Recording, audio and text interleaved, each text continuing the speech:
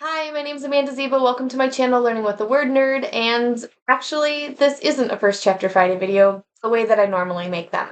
If you're a student and you found this video, it's actually one of the few on my channel that's not meant for you. I love sharing books by other authors and promoting them and telling you why you should read them, but sometimes I want to share about my own books too, and that's what this video is about. One of my favorite things about being an author is writing about things that are near and dear to me, and this series, Close Quarters, totally does that. Not only is it about cousins whom I have and love, um, and in the city where I live, La Crosse, Wisconsin, but it also touches on some topics that I feel like I deal with all the time, and it's like being a mom and being an entrepreneur and being a wife and having friendships, or maybe not having as many as we want, or not reaching our milestones and goals as fast as we want to. And all of those things are found in this series, and they're especially found in this most recent edition, the third book in the Close Quarters series called Make Yourself at Home. This book is now officially out and in the world, and you can get it from my website. You can get it on Amazon. You can also get it at Birdie's bookstore. I'll put all the links below. But you might be like, well, why would I want to get this book? I'm going to read you the back and then the first chapter so you know what it's about. And then if you haven't started the series yet, definitely start with the first two, and then know that you have book 3 waiting. And hopefully, fingers crossed, book 4 will be out by Christmas as well. Now, if you are one of my students who frequently comes to my channel, there's not anything inappropriate in this book. It's just not really meant for you. You won't probably like it as much as some of the others I have to recommend. So exit out of this video, head to the First Chapter Friday playlist, and there's lots of great stuff waiting there for you.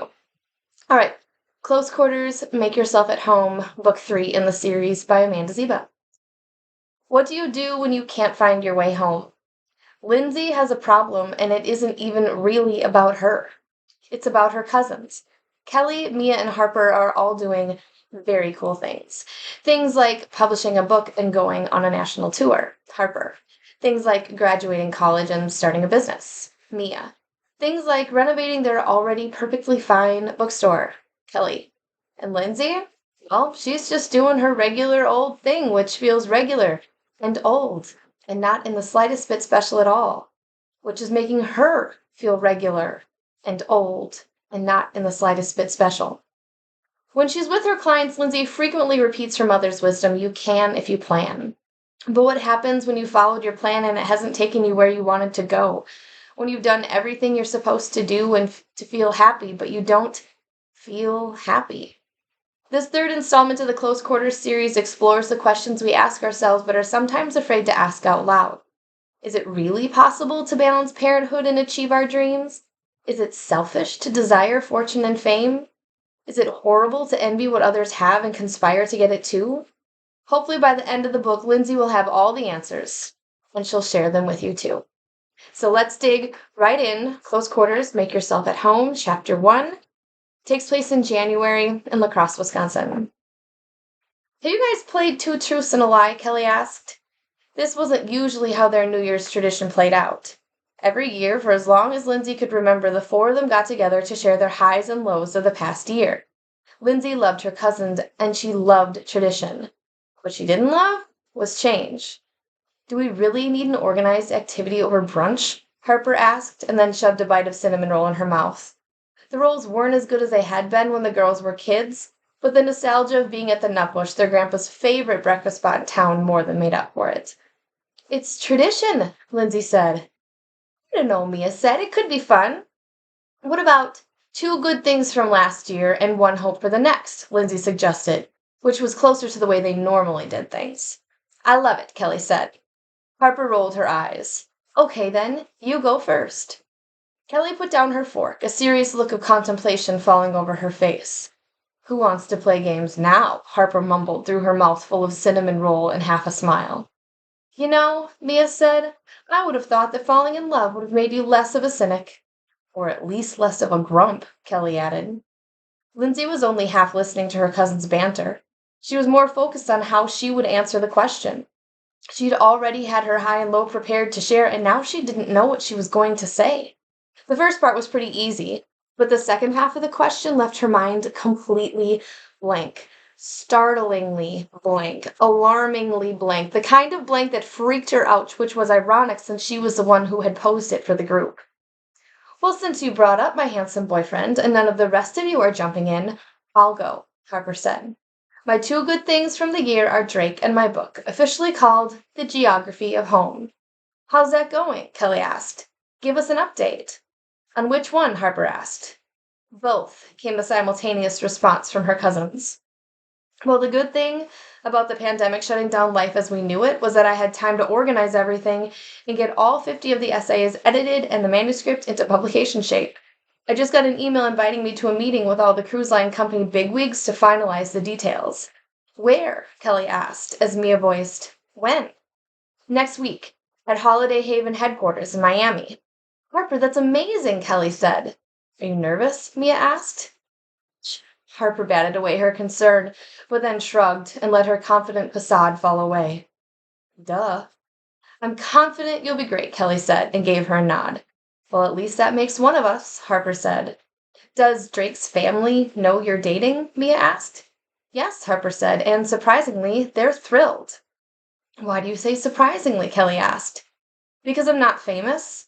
All the other in-laws and significant others are practically household names. They're all like debutantes and foreign dignitaries, and I'm just a middle-class Midwest girl with a Division I college diploma and a viral blog post. Don't sell yourself short, Mia said with mock sincerity. You are at least upper middle class. Harper stuck out her tongue. I'm not sure I understand the problem, Kelly said. What do you think is so bad about loving you? Technically, they haven't even met me yet. I'm not sure why they like the idea of me, but I'm nervous that once I do meet them, they might change their mind. Harper dropped her gaze to her hands and began to pick at her nail polish. Oh, so that big meeting next week isn't only a meet the boss meeting, but a meet the family moment too? Mia's eyes got wide. Dude, that is brutal. Gee, thanks for the pep talk.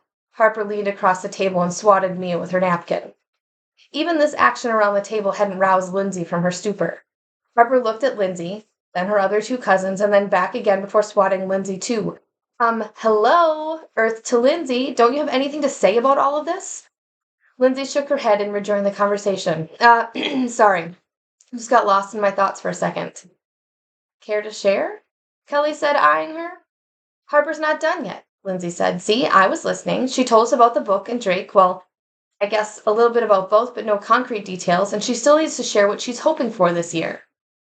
Kelly moved her eyes from Lindsay back to Harper, only somewhat satisfied that whatever lapse Lindsay had been experiencing was over. Okay, here's the rundown. Stuff with the book is good. I'll know more after the meeting next week. Stuff with Drake is good, and I'll know more after the meeting next week. Hardly informative enough for my liking, Kelly deemed, but we'll take it. And your hope for the year ahead? How about, Harper said, gazing upward as if choosing from a menu written inside her skull. I hope I can keep an open mind for whatever comes my way. How very mature, Kelly said, and Harper smiled, soaking in her oldest cousin's praise. Okay, Harper said, leaning back in her chair. Who's next? I'll go, Kelly said. Mine are easy too. My number one win is potty training the triplets and no longer spending a fortune on diapers. Each of the cousins clapped like they were playing golf, and Kelly inclined her head magnanimously. You really are the potty whisperer, Mia said. Please do not write that on my gravestone, Kelly begged. We make no promises, Harper said. Until you potty train all our babies, Mia said. At this statement, everyone around the table perked up. Are you saying, Kelly said. Oh, no, Mia said. Sorry, no, I meant potty train all of our future babies, the ones that we'll be having far in the future. At least, speaking on my own behalf. Same, Harper said. Well, okay then, Kelly said. Moving on, my second good thing is Joel. He's back at work and happy and healthy, all things I wasn't sure he'd do. I know it's his accomplishment, but I feel like I helped and definitely like I benefit. Amen, Mia said. We're so happy for you both, Lindsay said. And the best news is that he'll never have to be deployed again, so you hopefully won't find yourselves back in those trenches again either, Harper said. All four of them held up hands with their fingers crossed, something their grandmother used to do when she wanted to throw a little good luck out into the universe. So, hopefully, Kelly said, accenting the second word. With those two things off my plate, I'll be able to focus more on the bookstore this coming year. I feel like it's fallen to the back burner and I want to revive it a bit. Any ideas? Harper asked. Zero, Kelly said. Well, no worries. I'm sure they'll come to you, and if you need help, you know who to call. Mia pointed to herself and then picked up her mimosa and took a sip. When she put her champagne flute down, she looked at Lindsay. You next? Or me? Go for it, Lindsay said. All right, well, my time in Duluth this summer with the whole HGTV thing was pretty amazing. I'm excited to be heading into my last semester at school, and things with my handsome boyfriend, Teague, are great, Mia said, parroting Harper's words. Those answers didn't follow the format at all, Harper said. You suck at games. Mia played their words back inside her head, silently ticking her items off her fingers, and then shrugged. Whatever. I've got a lot of good things in my life, and I'm excited about all of them. I'm done. She picked up her mimosa again, but then put it back down. Honestly, I'm just so happy to be done navigating from one life crisis to the next that I'm damn near giddy all the time. She lifted her glass in salute and took a drink this time. Around her, her cousins smiled and did the same. And you, Linz? Kelly asked. You've been super quiet over there. Lindsay opened her mouth to answer but didn't get the chance. Suddenly, the cousins' cell phones launched into a symphony of dings and pings. What in the world? Kelly asked. Saved by the bell, Lindsay thought. It's the entourage, Harper said. They're calling an emergency family meeting, Mia continued. The condo, Kelly finished. Check, please, Mia called out to their server. Well, at least we're close, Kelly said. Someone text them and that will be there in 5 minutes. The cousins scrambled to gather their winter coats and purses. They threw some cash on the table and dashed out the door, leaving behind their takeout containers and a great tip.